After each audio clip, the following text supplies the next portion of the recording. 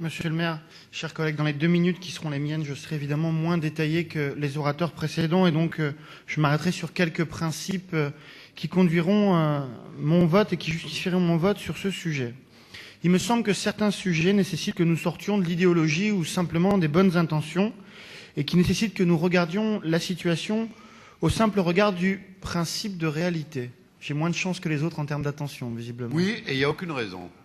Donc je vous demande le même silence. Merci. De regarder, je le disais, la situation au regard du principe de réalité. La réalité, c'est que la toxicomanie, autant qu'elle représente un comportement répréhensible qu'il faut savoir traiter, est aussi et surtout une souffrance, une situation de souffrance dure pour nos concitoyens, et notre rôle d'élu est de ne pas rester insensible à cette souffrance.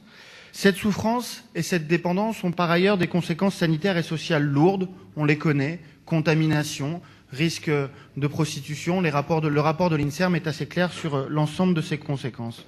Et nous ne pouvons, en tant qu'élus parisiens responsables, être conscients qu'un certain nombre de nos concitoyens mettent leur vie et leur santé en danger et regarder ailleurs, faire comme si de rien n'était. Cette réalité, c'est aussi que la réduction des risques et de la prévention de la toxicomanie nécessite avant tout une resocialisation des usagers, un dialogue que seul un point de contact sécurisé, régulier et encadré peut favoriser. La réalité, c'est que les scènes ouvertes où la présence d'une concentration d'usagers importante inquiète nos concitoyens et qu'il faut savoir apporter des réponses à leur inquiétude de sécurité publique.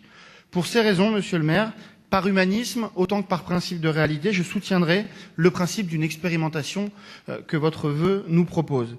Pour les raisons également que j'ai évoquées, pour garantir à nos concitoyens que nous agirons en la matière avec la plus grande responsabilité, la plus grande éthique et la plus grande expertise médicale, je soutiendrai par ailleurs le vœu du groupe Nouveau Centre qui me semble allier intelligemment responsabilité sanitaire et sécurité publique.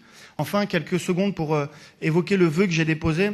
Il me semble que dans le parcours de soins, dans le parcours d'éducation à la santé des usagers de drogue, il y a un échec patent, qui est l'échec de l'incarcération. On sait que le rapport de l'INSERM le souligne, 61% des usagers de drogue ont un parcours d'incarcération et ces parcours sont des parcours d'échec en matière d'éducation à la santé, en matière de resocialisation, en matière de réduction des risques. Et donc c'est pour ça que je souhaite que l'administration pénitentiaire et la prison à minima de la santé soient associées à nos travaux, de sorte que cette période puisse peut-être représenter une chance en matière de réduction des risques pour les usagers. Merci beaucoup, je suis tout à fait d'accord avec vous et Jean-Marie Le Guen le précisera, mais moi, a priori, votre vœu me paraît tout à fait pertinent.